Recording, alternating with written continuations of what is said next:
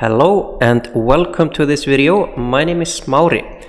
In the previous one we learned how to checkmate a king when we had a king and a rook and the opponent's king was already on the edge of the board.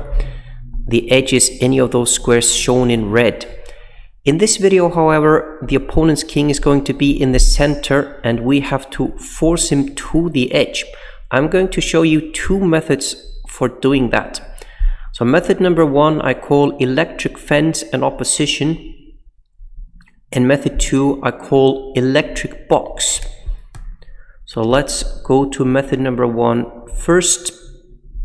So we have here the opponent's king on d5 and our first move is going to be rook a4. This creates an electric fence. Now what we're trying to achieve is we're trying to obviously get him to the edge. Now that could be anywhere on the edge, but let's pick somewhere on the edge, and let's pick the 8th rank. So that's why we play rook a4, because now he cannot go down. We're basically trying to push him up to the 8th rank. So first we make sure he can't run down. And then we have to bring in our king. So black makes a move and we have to bring our king closer. So king f3 and king b5 attacks the rook, so we have to run away. So we're going to play rook g4.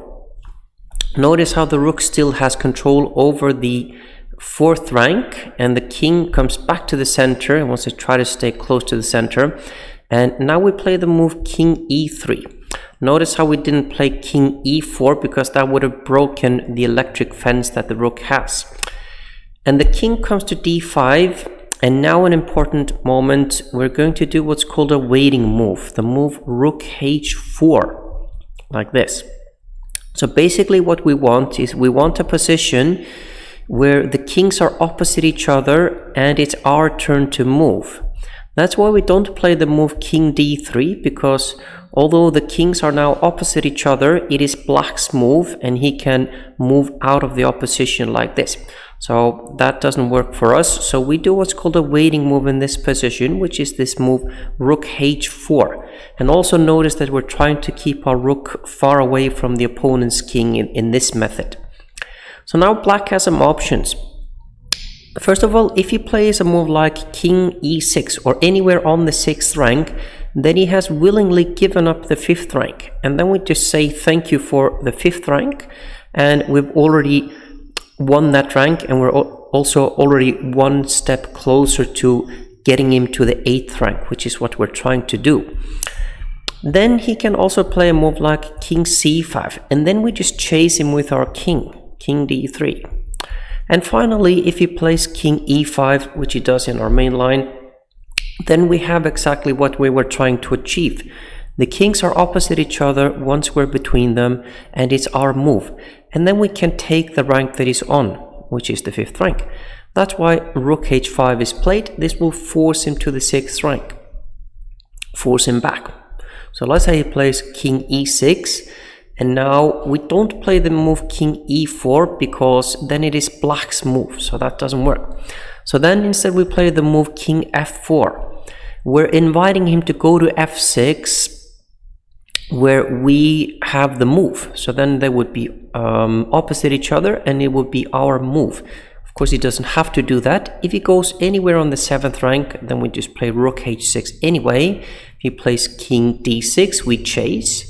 So we always have something that will work. So for example, king f7, now he willingly gave up the 6th rank, so we just simply take it like that. And king d6, then we just chase like this. And king f6 finally, we have this key position again, the opposition, and then we go rook h6 again, check. If he plays king g7, notice how he's attacking our rook, so we go far away, and we don't want to lose our rook, do we? So we go far away to b6. Now black plays king f7 maybe, and where do we move with our king? The king has to come closer, so we play king e5. Notice that we didn't play king f5, and actually king g5 is not as strong as king e5 either. So we want to basically be between, vertically, we want to be between the enemy king and our rook. That's why we play king e5. So this will give black the usual options of giving the rank willingly, go to g7 and be chased, or go to e7 and then we have the check. So in king e7 we have this key position where we check and he'll be forced to the 8th rank. So he tries to run away here and we play king f5 and king h7, king g5, and now he has to either go to the 8th rank when we put the rook on the 7th, or he goes here when we also put the rook on the 7th and win this 7th rank. So now he has only the 8th rank left. So king f8, where do we put our king? Do we go to f6 or do we go to g6? And the answer is king to g6. So he runs away and we chase. Now we just chase. He runs away, we chase. He runs away, and notice that he's attacking our rook. Don't lose your rook, so move the rook away. Notice that we didn't go to h7. We want to keep the rook far away from the opponent's king, and we want to have the waiting move. So rook g7, although rook h7 was possible, but rook g7 I like more. So now we can play rook h7. Keep the rook, as a general rule, far away from the opponent's king. So this is the waiting move, rook h7. If he plays king e8, then we simply have checkmate in one move, rook h8, the rook mate that we learned in the last lesson. So he runs away, and now we just simply chase. He runs away, we chase, runs, chase, and he only has now one legal move, which is king b8, and then we have the good old rook mate, rook h8. So this is the method called electric fence and opposition, because we created electric fences and we wanted the kings opposite each other to win ranks. In this case ranks, but it could have been files had we been trying to chase the opponent king to the A or the H file. Now let's look at the other method, the one called electric box. This method is quite different, because here we actually want to have the rook close to the opponent's king, but that means that he has to be protected by our king. So we have to bring our king closer to the opponent's king, just like in the other example. So king c2, king e5, king d3, he comes closer. And here, if we were going for the previous method, then that would be of course rook a5, pushing him back.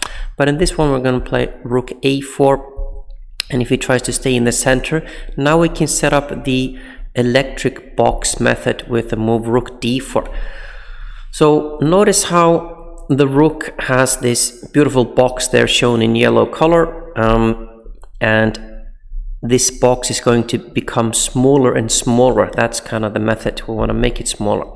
So after a move like king f5, we can actually make it smaller. So notice how it's already smaller, like this. Black makes a move, and we cannot make it smaller on every move, obviously, because, well, we can't play rook e5 because it will just take that rook. So now we have to make some king moves. So play king d4, king f5, and king d5. And after the move king f6, we can make the box smaller again. And that's with the move rook e5. So notice that black only has now 9 squares. The box is getting smaller and smaller. So after this move, black makes a move, and we can make it even smaller now with the move rook e6. And after king g7, we cannot make it smaller now, so we have to make some king moves. So the king just comes closer and closer, and now we can make it smaller again. Notice how black only has 4 squares left. King h7, and we can actually make it even smaller now with the move rook g6. The rook is still protected, very important. And notice that black still has a square to go to, which is also very important. So king h8, and now we can't make it smaller, and we don't actually want to. So we make a king move, king f6. Black only has 1 move, which is good. We're happy if black just has 2 moves, go back and forth while we spin our mating net, so to speak. So king h7, king f7, king h8, and now we can checkmate in one move with the rook mate, and that move is rook h6 checkmate. Notice that trying to make the box smaller here would be a huge mistake.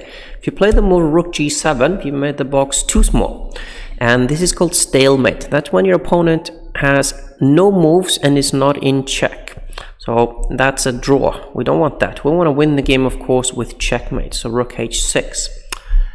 So those are the two methods that we use for checkmating with king and rook, and quite often the best way to do things might actually be a mix of the two methods. That's why it's actually quite good to know both of them. But I hope that you enjoyed watching this and that you learned a little bit and maybe can use this in your own games to checkmate your opponent. Thank you very much for watching, and see you in the next video. Bye bye.